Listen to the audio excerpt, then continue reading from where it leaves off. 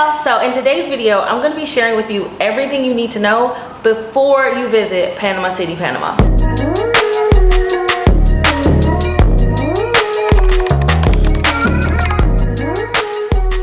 Welcome. If you're new to my channel, welcome back. If you're not, if you don't already know, I packed up my bags a few months ago to put my stuff in storage and travel the world. And one of my very first destinations is Panama City, Panama. I've been here for a couple of months, so I can give you a really good idea of what to expect when visiting. If you haven't already watched part 1, make sure you go do that. We talked about a lot of things you definitely need to know, especially when it comes to expenses. But in this video, I want to go over one of the biggest questions I've been getting, and that's, is it safe? Let's dive into that. I'm gonna take y'all on my morning coffee walk while we talk about what you absolutely need to know. Now, please keep in mind, this is all gonna be relative based on my personal experience as a Black female American solo traveler. Your experience may be different, but this has been mine. My first sentiment when I arrived in Panama was welcoming. I didn't feel uncomfortable. As soon as I got out the airport, I was a little nervous at first because I didn't know what to expect, but there are Ubers here as well as taxis, so just be mindful of your comfort zone. I've been taking Uber since I got here, so that's felt very safe, very comfortable for me. One thing that has been an advantage for me is being Black. Although Panama has an array of demographics, the people here are people of color. So unless I start speaking English, people think I'm Panamanian. I think that does make it a little easier to blend in here. Depending on what you wear, how you carry yourself, it's kind of easy to spot out the tourists, especially for women and how we dress. I have noticed here that the women are very modest. I've been all around this city and I have not seen people wearing tight, short, or revealing clothing.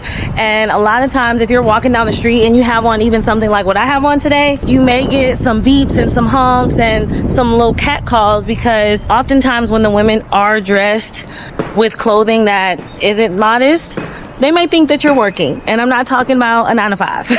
And even though you might just be dressing for comfort, I'm telling you, more than likely, people are going to think that you are working the streets. Hello, in the streets. In the streets. And you definitely gonna get the looks from the aunties of disgust and disapproval. Like, that's been my experience from even things that I've worn that I didn't think was bad. Like, people would just be looking like, oh, we already know what she up to. Do what you will with that information. I'm just letting you know, if you come here with your booty cheeks out and very revealing clothing, be prepared. And for safety reasons, you just want to be mindful, just to not call unwanted attention to yourself. So one of the things that I've been learning and practicing is like how to order things in Spanish and just like common phrases, common pieces of conversation. So ordering coffee, I love me some coffee. So that's just something I've been practicing, like getting in the swing of. And the more I do it, the more comfortable I get. ¿Me puede dar un latte caliente? Frío. Ice latte. Sí, con leche de almendra. ¿Mediano grande? Mediano. Leche de almendra. Almendra, sí. Video last night, so I was able to.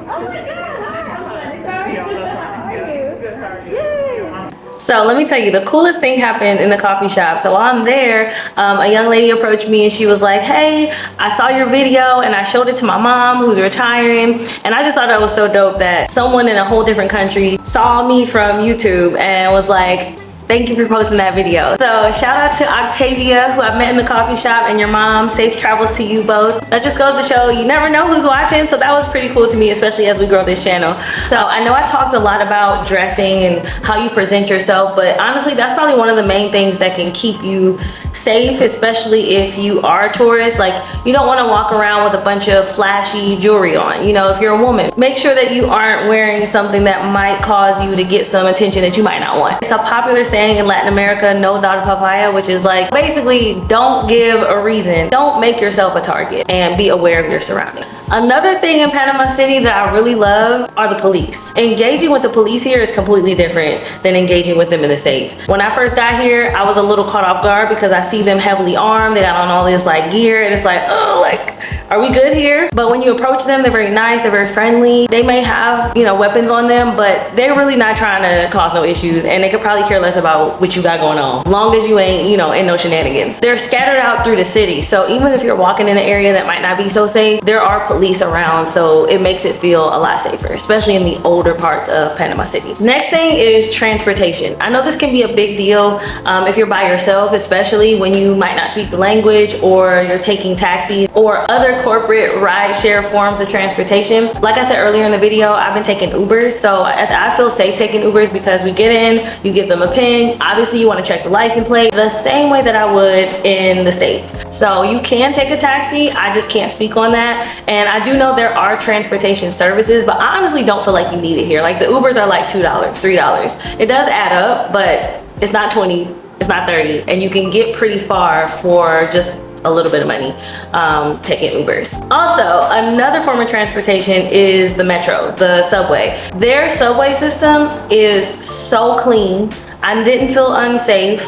The directions are easy to follow. I'm not that great with directions, but being on their metro system is it's very easy to get around, and it takes you throughout the entirety of Panama City. So that's another way that you can get around. You do have to get like a little metro card, so if you feel uncomfortable not knowing what to do, that's something you may want to like look into. But it's really just going in, paying for the card, and then using the card to get onto the train once you get there. Next up, racism. I did have some people ask about racism in Panama City. Again, I've only been here for a couple months, and so I can't really speak too much to that, but I have spoken to people who are from here, who live here, and I can speak from some of my own experiences. There are some little things that you may recognize if you're a tourist, or if you present to be a darker skinned Panamanian. In some areas, you can definitely tell that colorism is real. If I go into an area that might be filled with lighter skinned Panamanians, I might get a little bit different treatment. Just depends on where you are, and I've asked to confirm if this was true or if I was tripping,